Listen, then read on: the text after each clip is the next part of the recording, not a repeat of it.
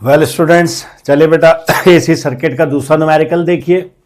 इसमें यह कह रहा है कि हमने एक इंडक्टर लिया जिसे हमने एसी सोर्स के साथ कनेक्ट किया हुआ है। उस इंडक्टर की आपको इंडक्टेंस दी हुई है 0.5 हेनरी और एसी की फ्रीक्वेंसी दी हुई है 100 हर्ट्ज। आपसे उसके इंडक्टिव रिएक्टेंस मालूम करने कह रहा है।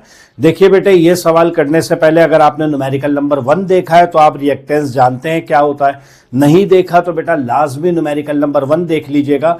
वहां मैंने आपको बताया था कि कैपेसिटिव रिएक्टेंस क्या होती है।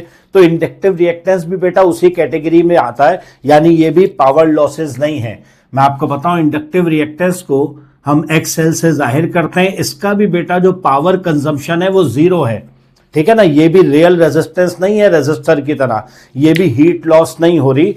इसकी भी जो आपके पास पावर कंजम्पशन है 0 है। होता क्या है बेटा, जैसे वहां पे आपको बताया था कैपेसिटिव रिएक्टेंस में कि मुसलसल चार्ज और डिस्चार्ज होना वोल्टेज को रेजिस्ट करता है, अपोज करता है। उस अपोजिशन को जो है हम कैपेसिटिव रिएक्टेंस कहते हैं। इसी तरह आप लोगों ने इलेक्ट्रोमैग्नेटिक इंडक्शन में पढ़ा था बेटे कि जब आप इंडक्टर को कनेक्ट कर देंगे एसी सोर्स के साथ तो वेरिएशन ऑफ करंट की वजह से इसमें क्या होता है बेटा, बैक ईएमएफ इंड्यूस होता है। वो back EMF change of current को अपोज करता है। वहां चेंज ऑफ वोल्टेज था बेटे, यहां चेंज ऑफ करंट को अपोज करता है। और इसी अपोजिशन को हम क्या कहते हैं बेटे, इंडक्टिव रिएक्टेंस कहते हैं, ठीक है ना। तो वो इंडक्टिव रिएक्टेंस बेटे आपसे मालूम करने का है। मैथमेटिकली बहुत आसान सवाल है। इंडक्टिव रिएक्टेंस का फॉर्मूला क्या है, XL is equal to 2πfL।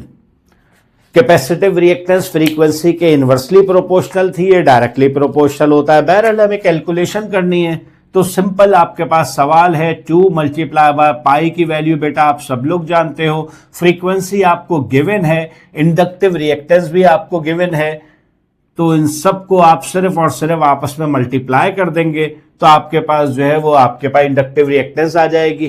कितनी आ रही है आपके पास, ये आ जाएगी 314.16 रेजिस्टेंस। जो यूनिट जो है वो इसकी ओहम्स होती है रेजिस्टेंस वाली।